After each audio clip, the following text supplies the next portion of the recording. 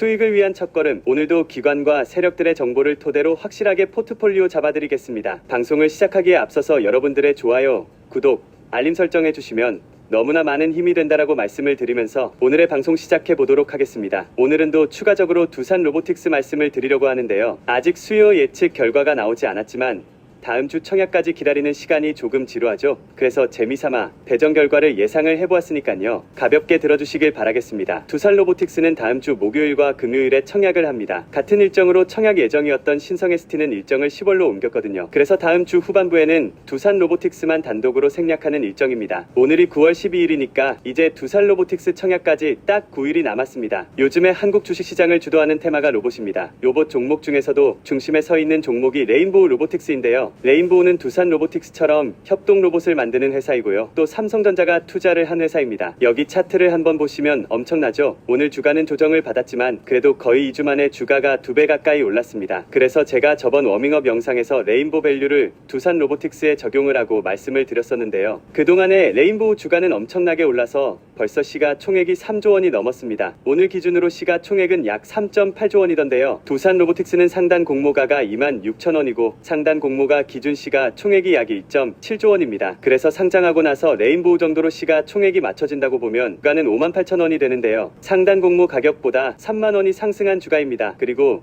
이렇게 로봇이 시장을 주도하고 있는 분위기를 기관들은 훨씬 더 크게 체감을 하고 있을 테니까요. 이번 두산 로보틱스 청약을 할까 말까 망설이는 기관들이 거의 없을 것이라고 생각합니다. 그래서 결과가 좋게 나왔다는 것을 전제로 하고 배정 결과를 예상을 해보겠습니다. 일단 먼저 두산 로보틱스의 모집 규모를 다시 한번 말씀을 드리면 총 1620만 주를 모집하는데요. 모집 수량 중에 405만 주가 일반 투자자에게 배정될 예정입니다. 그리고 청약 주관사가 7개 증권사가 공동으로 주관을 하는데요. 증권사별로 배정 수량에 따라서 크게 세 그룹으로 구분을 했는데요.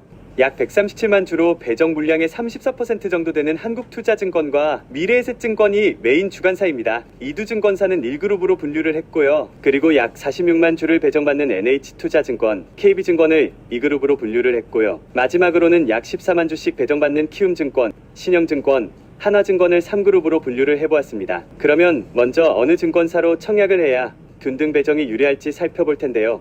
기존의 대형 공모주들 데이터를 좀 참고를 해보았습니다. 참고를 해본 종목은 작년 1월에 상장했던 LG에너지 솔루션, 그리고 21년도에 상장했던 카카오페이, 현대중공업, 카카오뱅크 이렇게 4개 종목을 참고를 해볼 텐데요. 공모가 기준 시가총액이 이번 두산 로보틱스보다는 몇 배나 더 큰 정말 초대형 종목들이었습니다.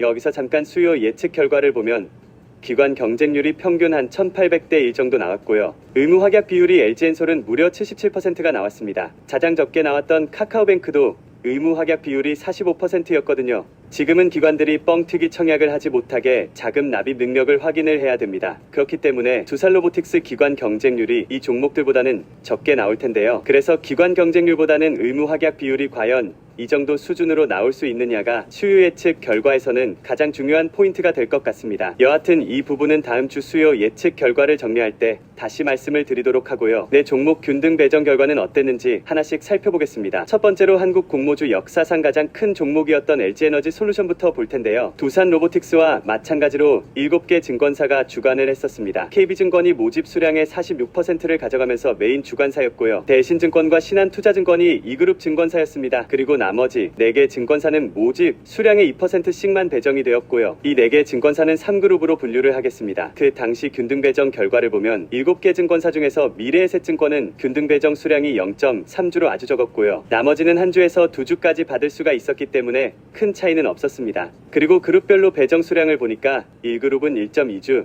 2그룹이었던 대신증권과 신한투자증권은 평균 1.6주를 배정을 받았었고요. 마지막 3그룹은 평균 1.2주를 배정을 받았습니다. 그래서 LG에너지 솔루션은 배정 수량을 두 번째로 많이 받았던 2그룹 증권사로 청약을 하는 게 유리하였었습니다. 두 번째 종목은 카카오페이입니다. 지금까지 유일하게 비례 배정을 하지 않고 전부 균등으로만 배정했던 종목인데요. 카카오페이는 주관사가 4개 증권사였습니다. 삼성증권이 배정 수량의 절반 이상을 가져가는 메인 주관사였고요. 대신증권이 2그룹, 그리고 나머지 한투와 신한투자증권은 3그룹으로 묶어보겠습니다. 카카오페이의 균등 배정 결과를 보면 1그룹이었던 삼성증권은 2.8주가 배정되었고요. 2그룹이었던 대신증권이 3.2주로 가장 많이 배정되었습니다. 그리고 3그룹인 한국투자증권은 1.2주, 신한투자증권은 1.7주가 배정되었는데요. 그래서 카카오페이도 2그룹이었던 대신증권으로 청약하신 분들이 가장 유리했다고 볼 수 있습니다. 이제 세 번째 종목은 현대중공업인데요. 21년 9월에 상장을 했었던 종목이었습니다. 여기는 8개 증권사가 공동으로 주관을 했었는데요. 메인 주관사는 물량을 32%씩 가져간 미래에셋증권하고 한국투자증권이었고요. 그리고 이 그룹은 하나증권과 KB증권 그리고 나머지 삼성증권부터 신용증권까지 4개 증권사는 3그룹으로 분류를 해보았습니다. 이 종목도 균등 배정 결과를 보면 큰 차이는 없었는데요. 대부분 균등 배정으로는 한 주에서 2주를 받을 수가 있었고 3그룹이었던 삼성증권만 0.8주로 한 주 미만이었습니다.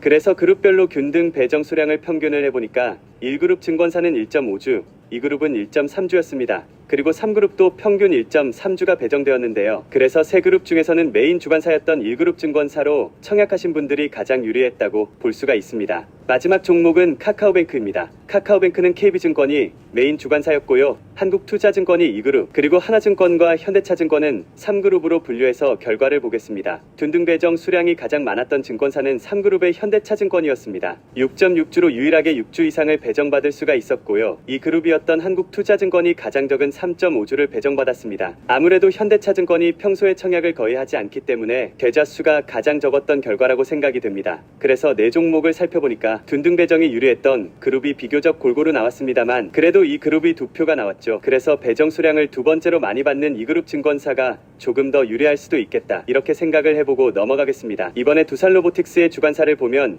1그룹과 2그룹 4개 증권사가 청약을 자주 주관하기 때문에 증권사마다 계좌가 아주 많을 것이라고 생각을 합니다. 그나마 7개 증권사 중에서 계좌 수가 가장 적을 것으로 예상되는 곳은 신용증권과 하나증권인데요. 하지만 이 두 군데는 배정 수량이 3%밖에 되지 않기 때문에 균등 배정이 조금 애매해질 수도 있습니다. 그래서 당연한 소리이겠지만 결국 청약이 시작되어야 어디가 조금 더 유리한지 알 수는 있을 텐데요. 그래도 일단 2그룹 증권사인 NH투자증권, KB증권을 주목을 해보시면 좋을 것 같고요. 나는 경쟁률 보면서 고민하기 싫으니까 그냥 첫날에 청약할 거다, 이렇게 생각하시는 분들도 많으시죠? 그렇다면 그냥 배정 수량이 가장 많은 한국투자증권이나 미래에셋증권을 선택하시는 게 무난하다고 말씀을 드리고 싶습니다. 그러면 어느 증권사가 유리한지는 뚜껑이 열리면 다시 예상을 해보도록 하고요. 이번에는 얼마나 청약이 들어올 것인가를 예상을 해보았습니다. 조금 전에 비교를 해보았던 종목들은 모집 금액이 모두 1조 원이 넘어가는 초대형 종목들이었거든요. 이번에 두산로보틱스는 상단 공모가 기준으로 약 4천억 원을 모집하니까 아무래도 사이즈 차이가 너무 큽니다. 그래서 이들 종목하고 비교하는 것은 무리가 있다고 생각을 했고요.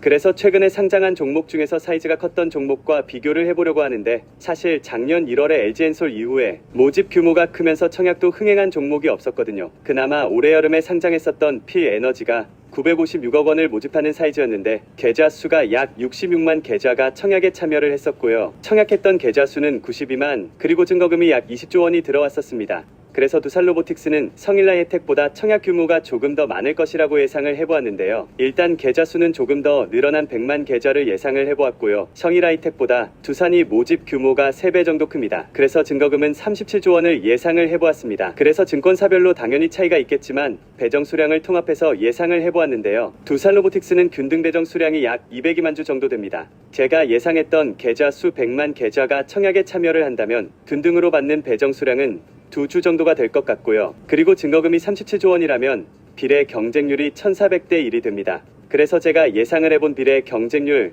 1400대 1이라면 비례 한 주를 받는데 필요한 증거금이 1820만 원이거든요. 제가 늘 비교하는 금리 3.6% 파킹 통장으로 사이간 이자는 6075원이고요.